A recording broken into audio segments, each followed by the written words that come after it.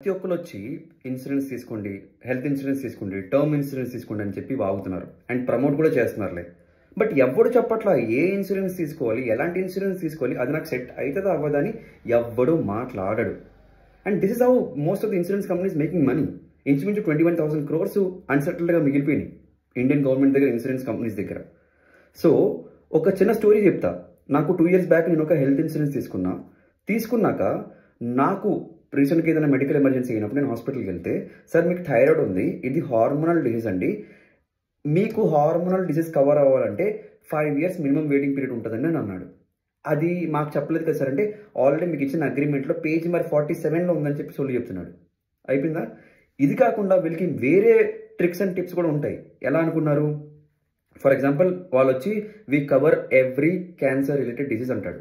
రేపు పొద్దున్న నిజంగా క్యాన్సర్ వస్తే sir we only cover limited disease అని అంటాడు. పోనీ ఇది కాకుండా వేరే ఇవి ఉంటాయి. ఇప్పుడు నేను క్లెయిమ్ చేసుకోవాలి, నేను డాక్యుమెంట్స్ తీసుకున్నాను, వెళ్తాను క్లెయిమ్ చేయడానికి, ఆడంటాడు sir we need 10 years of medical history అంటాడు. పోనీ ఏదో తిప్పలు 10 years ఆఫ్ మెడికల్ హిస్టరీ తీసిస్తే సార్ ఇందులో డాక్టర్ సిగ్నేచర్ సరిగ్గా లేదంటాడు. అంటే ఎన్ని విధాలుగా కావాలంటే అన్ని విధాలుగా వాడు డినై చేయడానికి ట్రై చేస్తాడు. ఇప్పుడు ఇన్సూరెన్స్ తీసుకున్నప్పుడు మనం ఏం చూస్తాము, ఓకే ఈ కంపెనీకి క్లెయిమ్ సెటిల్మెంట్ రేషియో చాలా బాగుంది, ఈ కంపెనీతో మనకి వెంటనే క్లెయిమ్ సెటిల్ అయిపోయింది అని గుడ్డిగా నమ్మి తీసేసుకుంటాము. బట్ క్లెయిమ్ సెటిల్ అవుతుంది, ఎంత అవుతుంది? ₹1 కోటి ఇన్సూరెన్స్ 60 లక్షల క్లెయిమ్ సెటిల్మెంట్ అయితే లాభం ఏంటి? అంత డబ్బులు పెట్టి ప్రతి నెల ఇన్సూరెన్స్ కట్టుకొని ఒక నెల ఇన్సూరెన్స్ బౌన్స్ అయితే కనుక మళ్ళీ మెడికల్ చెకప్స్ చేసుకోమంటాడు. అంటే ఎవ్వడు మాట్లాడు ఎలాంటి ఇన్సూరెన్స్ తీసుకోవాలనేది.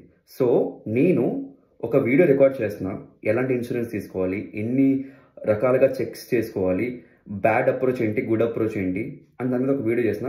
Comment for part 2 and share it with someone who really needs it. And all said, thank you so much for watching. Bye bye.